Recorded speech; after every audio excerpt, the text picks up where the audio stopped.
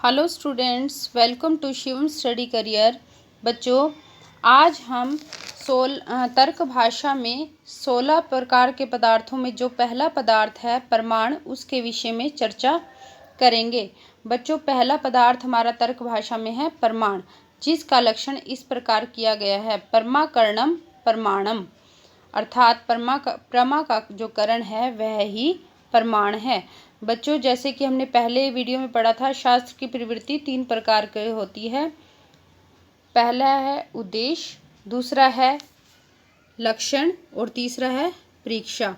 पहले किसी भी वस्तु का नाम ले देना, किसी भी पदार्थ का नाम ले देना, वह कहलाता है उद्देश्य। जैसे हमने पहले पदार्थ का नाम ले दिया परमाणु, 16 पदार्थों में पहले पदार्थ का नाम लिया परमाणु, तो यह हमारा हो गया उद्देश्य।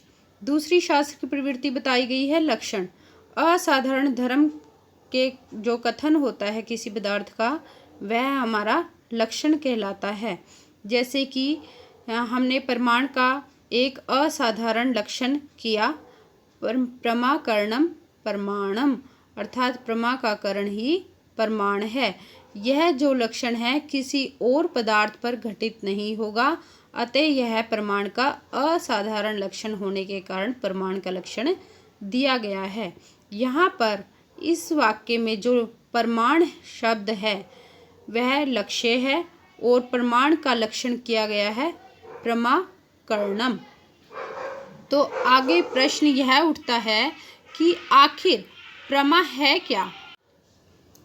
अब प्रश्न यह उठता है, आखिर ये प्रमा है क्या। प्रमाकरणम परमाणु, प्रमा का करण ही परमाणु है, परंतु ये प्रमा क्या है, इसका लक्षण करते हुए कहा गया है यथार्थ अनुभवः प्रमा, अर्थात यथार्थ का अनुभव ही प्रमा है।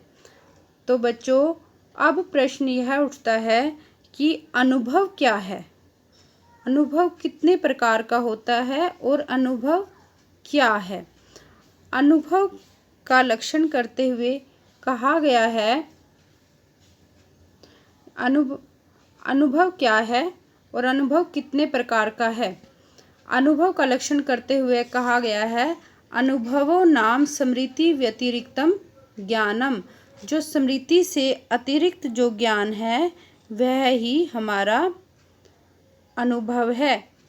और स्मृति क्या है, स्मृति ज्ञात विषयम ज्ञानम स्मृति, और जो ज्ञान पहले से ही हमारे दिमाग में है वह ज्ञान ही, जो ज्ञान हमें पहले से ही पता है वह ही हमारी स्मृति है। तो स्मृति भी 2 प्रकार की होती है और अनुभव भी 2 प्रकार का होता है। तो अनुभव कौन कौन से 2 प्रकार का होता है। अनुभव यथार्थ अनुभव और अयथार्थ अनुभव। अब प्रश्न यह उठता है कि यथार्थ अनुभव किसे कहते हैं। यथार्थ अनुभव के विषय में कहा गया है यथार्थो अविसंवादी, अर्थात यथार्थ अनुभव अर्थ के अनुकूल रहने वाला होता है और वह प्रत्यक्ष अनुमान उपमान शब्द प्रमाण से उत्पन्न होता है।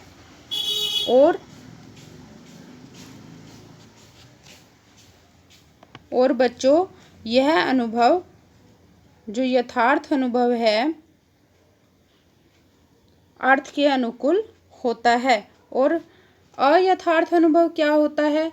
अयथार्थ अनुभव की परिभाषा देखते हुए कहा गया है अयथार्थस्तु अर्थ व्यभिचारी अप्रमाणजः, अर्थात अयथार्थ अनुभव अर्थ का व्यभिचारी होता है और अप्रमाण से उत्पन्न होता है। अप्रमाणजः, और अप्रमाण से ज का अर्थ है उत्पन्न होना, ज का अर्थ है उत्पन्न होना, अर्थात अयथार्थ अनुभव अर्थ का व्यभिचारी होता है और अप्रमाण से उत्पन्न होता है। और यह अयथार्थ अनुभव 3 प्रकार का होता है, संशय विपर्य, 3 प्रकार का होता है, संशय विपर्य और तर्क। संशय की परिभाषा देते हुए कहा गया है संशय की परिभाषा देते हुए बच्चों कहा गया है एकस्मिन् धर्मिणि विरुद्ध नानार्थ विमर्शः संशयः, अर्थात एक धर्मी में विरुद्ध धर्मों का ज्ञान संशय है। और यह संशय भी 3 प्रकार का होता है। नंबर 1 समान धर्म दर्शन ज, अर्थात समान धर्म के दर्शन से उत्पन्न। और दूसरे प्रकार का संशय है विप्रतिपत्तिज, अर्थात विरुद्धार्थ प्रतिपादक वचनों से उत्पन्न। और तीसरे प्रकार का हमारा जो संशय है वह है असाधारण धर्मज, अर्थात असाधारण धर्म के दर्शन से उत्पन्न, असाधारण धर्म के दर्शन से उत्पन्न। और बच्चों इस प्रकार हमने अयथार्थ अनुभव के पहले भेद संशय के विषय में पढ़ा। जैसा कि मैंने आपको बताया अयथार्थ अनुभव 3 प्रकार का होता है, संशय, विप्रिय और तर्क। अब हम विप्रिय के विषय में पढ़ेंगे। विप्रिय के विषय में कहा गया है विप्रियस्तु अस्मित् ग्रह, अर्थात अन्य वस्तु में उस वस्तु का ज्ञान विप्रिय अर्थात भ्रम है। अन्य वस्तु में उस वस्तु का ज्ञान होना ही विप्रिय अर्थात भ्रम है। जैसे शुक्तिक आदो रजता आरोपः इति रजतम, जैसे कि सिप्पी में रजत से भिन्न सिप्पी आदि में रजत आदि यानी कि चांदी आदि का भान होना विप्रिय कहलाता है। काफ़ी इम्पोर्टेंट है बच्चों। शुक्ति आदि रजता आरोपः इदम रजतम, यह उदाहरण किसका है? विप्रिय का उदाहरण है, जो कि अयथार्थ अनुभव का दूसरा भेद है। ठीक है, इस प्रकार प्रश्न पूछ लिया जाता है। जो अयथार्थ अनुभव का तीसरा भेद है वह है तर्क। तर्क के विषय में कहा गया है तर्को अनिष्टो संग्रह, अर्थात अनिष्ट की प्राप्ति होने लगना ही तर्क है। अनिष्ट की प्राप्ति होने लगना ही तर्क है। तो बच्चों इसमें आगे हमें ये भी दिया गया है स्मरण। स्मरण किसे कहते हैं? जैसे अनुभव नाम स्मृति व्यतिरिक्तम ज्ञानम। अनुभव क्या कहलाता है? स्मृति से जो अतिरिक्त ज्ञान है वह अनुभव कहलाता है। और यहाँ पर जो स्मृति शब्द है, स्मृति शब्द आने से हमें यह भी पता होना चाहिए कि स्मृति क्या है। तो स्मृति का लक्षण इस प्रकार किया गया है ज्ञात विषयम ज्ञानम स्मृति। जो ज्ञान हमें पहले से ही पता है, जो ज्ञान हमें अनुभव से नहीं पता लगता, जो हमें पहले ही पता है, वह ही हमारी स्मृति है। और यह स्मृति 2 प्रकार की होती है, यथार्थ स्मृति और अयथार्थ स्मृति। जागृत अवस्था में दोनों प्रकार का हमें स्मरण होता है, यथार्थ स्मरण भी रहता है और अयथार्थ स्मरण भी रहता है। स्वप्न में संपूर्ण ज्ञान स्मरणात्मक अयथार्थी होता है। जो कि हमारी स्वप्न की अवस्था होती है उसमें जो हमारा संपूर्ण ज्ञान होता है, जो नॉलेज होती है, वह स्मरणात्मक अयथार्थ ही होती है। तो आगे बच्चों इसमें कहा यहाँ यथार्थ अनुभव का नाम ही प्रमा है, ऐसा बोला गया है। यहाँ पर यथार्थ पद से संशय विप्रिय तर्क, अर्थात जो कि अयथार्थ अनुभव के भेद हैं उनका निराकरण किया गया है। यथार्थ पद कहने से अयथार्थ अनुभव का निराकरण कर दिया गया है। और अनुभव पद कहने से स्मृति का निराकरण किया गया है। जैसा कि लिखा भी गया है अनुभव इति स्मृतिर निरासः, अर्थात अनुभव पद कहने से स्मृति का निराकरण किया गया है। अब प्रश्न यह उठता है कि करण किसे कहते हैं? जैसे कि प्रमाण का लक्षण किया गया था परमाकरणम प्रमाणम, हमने प्रमा के विषय में यहाँ पढ़ लिया। तो प्रमा का करण ही प्रमाण है। तो करण किसे कहते हैं आखिर? तो करण के विषय में कहा गया है साधकतमम करणम, अर्थात जिस कार्य का जो अतिशयन साधक हो उसे साधकतमम कहते हैं, अर्थात जो सर्वोत्कृष्ट कारण ही करण कहलाता है। तो अब प्रश्न यह उठता है कि आखिर सर्वोत्कृष्ट कारण ही करण है, तो ये कारण है क्या आखिर? तो कारण का लक्षण करते हुए कहा गया है, यस्य कार्यात् पूर्व भावो नियतो अन्यासिद्धश्च तत् कारणम, अर्थात जिसकी सत्ता घट आदि कार्य की उत्पत्ति से पूर्व निश्चित हो और जो अन्यथा सिद्ध अर्थात अनावश्यक न हो उसे कारण कहते हैं। उदाहरण, तंतु और वेमा पट के कारण है। तंतु और वेमा पट के कारण है। पट की उत्पत्ति में तो रासव अर्थात गधा कारण नहीं होता, क्योंकि उसकी वहाँ पर नियत उपस्थिति नहीं रहती है।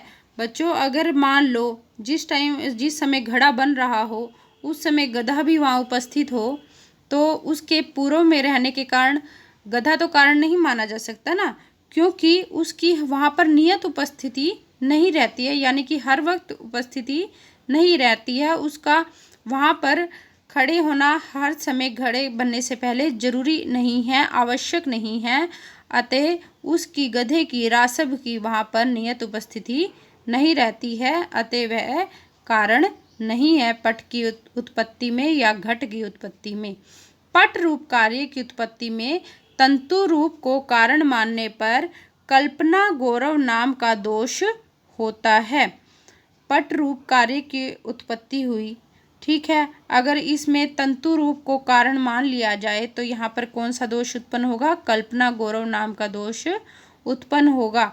किसी ने कारण का लक्षण इस प्रकार किया है, किसी व्यक्ति ने, किसी अन्य ने भी कारण का लक्षण इस प्रकार कर दिया है।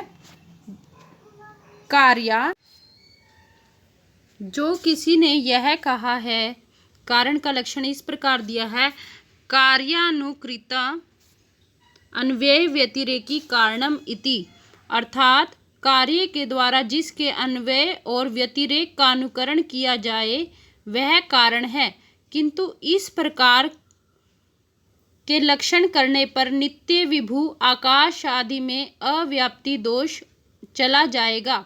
बच्चों, अन्वय और व्यतिरेक आखिर है क्या? अर्थात अन्वय का अर्थ है कारण जब होगा तभी कार्य उत्पन्न होगा, और व्यतिरेक का अर्थ है कारण नहीं रहेगा तो कार्य भी उत्पन्न नहीं होगा। तो बच्चों, किंतु जैसे आकाश आदि पदार्थ तो नित्य द्रव्य हैं और विभू हैं, इसका अभाव तो हो ही नहीं सकता काल और देश की दृष्टि से। जैसे आकाश आज है और आकाश कल नहीं था, ऐसा हम नहीं कह सकते काल आदि की दृष्टि से, और देश आदि की दृष्टि से हरिद्वार में आकाश है लेकिन पंजाब में नहीं है, ऐसा भी हम नहीं कह सकते। आकाश आदि का व्यतिरेक अर्थात जो उल्टा है संभव ही नहीं है, अर्थात आकाश आदि कारण के रहने पर कार्य की उत्पत्ति नहीं रहना, यह व्यतिरेक संभव ही नहीं है, क्योंकि आकाश आदि तो सभी का कारण है, तो आकाश आदि फिर कारण नहीं बन पाएंगे। अतः इस प्रकार के लक्षण में नित्य विभू आकाश आदि में अव्याप्ति दोष चला जाएगा, जिसके कारण यह लक्षण संभव नहीं है जो ये किसी ने अन्य लक्षण दिया है। तो बच्चों, यह लक्षण पूछ लिया जाता है किसी अन्य का लक्षण, कार्यानुकृता अन्वय व्यतिरेकी कारणम, यह लक्षण भी किसी ने दिया है जो कि संभव नहीं है। और पट रूप कार्य की उत्पत्ति में तंतु रूप को कारण मानने पर कौन सा दोष उत्पन्न होता है? कल्पना गौरव नाम का दोष उत्पन्न होता है। तो कारण कितने प्रकार का है? अब यह प्रश्न उठता है। तो कारण 3 प्रकार का है, समवायी कारण, असमवायी कारण और निमित्त कारण।